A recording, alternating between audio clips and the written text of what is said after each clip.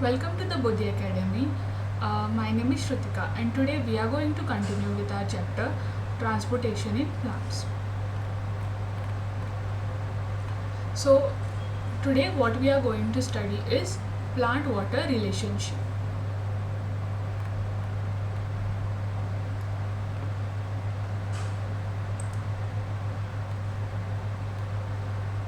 So, plant water relationship, we all know that water is essential for all physiological activities of plant along with all living organisms. So, it provides a medium for most substances to dissolve in it. Protoplasm of cell contains water in which different molecules are dissolved and suspended. Terrestrial plants take lots of water and release most of it in form of water vapor by the process of transpiration, and water is the limiting factor for plant growth and productivity in both agriculture and natural environment. So this are some importance of water in plants. So today what are we going to learn is plant water relationship, as in how plants and water are related with each other and why it is important to maintain the plant water relationship in plants. So first is water potential. So water potential, to comprehend the plant water relationship and understanding of certain standard term is necessary. So water potential is a concept. So water potential is a fundamental concept to understand water movement. So water potential is basically, it is used to understand the water movement in plants. So how this can be determined? Water potential requires solute potential, that is, and pressure potential, which are the two main components that determines the water potential of any plant. So this is why water potential is very important, so that we can understand the plant water relationship. So let us understand about water potential in detail now. So the water molecules, water molecule possesses kinetic energy, that we all know that water molecules consist of its own energy, that is called as the kinetic energy, which helps it in movement. So the greater the concentration of water in the system, the greater it is its kinetic energy or water potential. So pure water has greater water potential. So water potential is denoted by a Greek symbol psi and is expressed in the pressure unit pascals, that is PA. And water pressure of pure water is taken as 0 at standard temperature and pressure, and a solution has less water potential due to less water concentration. So water potential is directly proportional to the concentration of water. So the magnitude of lowering of water potential due to dissolution of solute is called as solute potential. So solute potential is always negative, and more of the solute molecules in the solution, lesser the solute potential. So if more solute is dissolved in a solution, then the solute potential is also less. So if a pressure greater than atmospheric pressure is applied to pure water or solution, its water potential decreases. That is, pressure potential is usually positive, and pressure potential is denoted by a Greek symbol psi p. So water potential of a cell is affected by both solute and pressure potential. So water potential depends upon the solute potential and the pressure potential, and the relationship between the water potential and the solute potential with the pressure potential can be given as follows. That is, psi w equals to psi s plus psi p, that is water potential equals to solute potential plus the pressure potential. So this is how we can find the water potential of any solute or any system.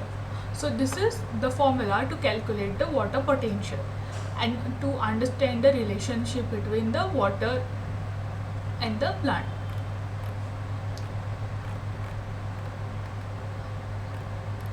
Then the next concept is osmosis. So osmosis is basically, it is the diffusion of water across a semi-permeable membrane. As we have studied yesterday how the water is transported, if we have a cell, this is the outer environment, this is the inner part of the cell. This is the semi-permeable membrane, as in a membrane which helps in will permit the flow of water inside. So the osmosis is what? It is diffusion of water across the semi-permeable membrane. That is, the water which is there outside will pass through the semi-permeable membrane and it will enter the cell. So this is happens due to the process of osmosis. So osmosis is the diffusion of water across the semi-permeable membrane. The net direction and the rate of osmosis depends upon the pressure gradient and concentration gradient. So osmosis is dependent upon the pressure and the concentration gradient. Water will move from its region of higher concentration to a region of lower concentration until equilibrium is reached. So the outside and inside the cell, so there has to be a equilibrium. So water will move from a region of higher concentration to a region of lower concentration till the both the system are equal.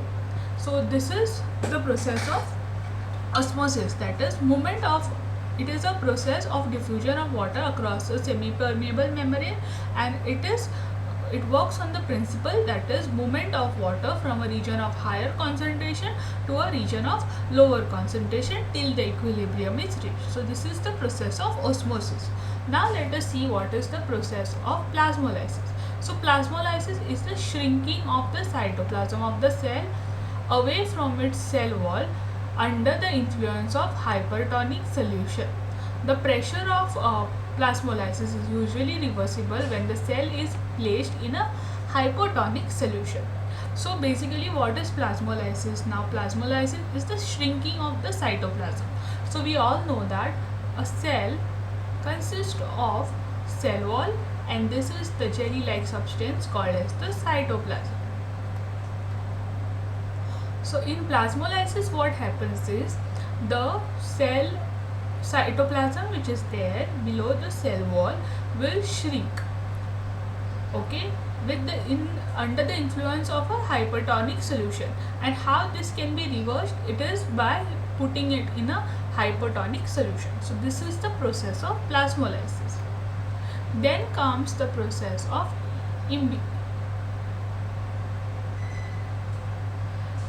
imbibition. So imbibition is a special type of diffusion when water is absorbed by the solid colloids, causing them to increase in volume. For example, absorption of water by seeds and dry woods.